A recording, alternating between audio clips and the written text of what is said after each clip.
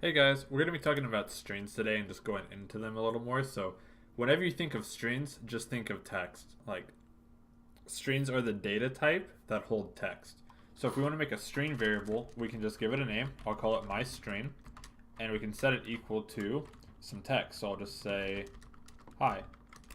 So, what I'll do is I'll now surround the text with double quotes, and then I'm going to print out that string.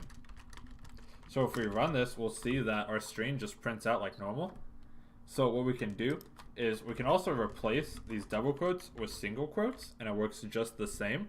The only thing that gets weird here is if you have like an apostrophe in a word, then it'll actually break your string. So if we try to run this, it'll crash.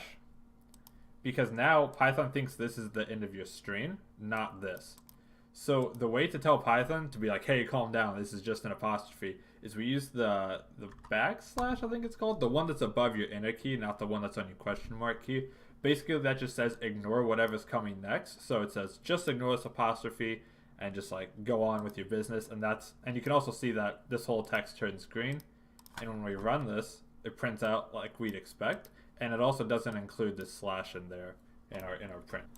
So just like with numbers, we can also add strings together. So I can say like a string called A, I'll just say that's Kyle, and then B is Wilson. And then what I can do is I can say, I'll just, stick with the convention. So my variable C is equal to A plus B. I want to add Kyle to Wilson, and then I'm going to print out what I just came up with. So I'm going to print C, and you see Kyle Wilson prints out, and you can tell it's smashed together. So what I can do for now is just slide in a space there, and now it looks a little neater. But this is called string concatenation, which is a fancy word for just saying adding strings together. So that's the basics of strings. Thanks for watching, guys.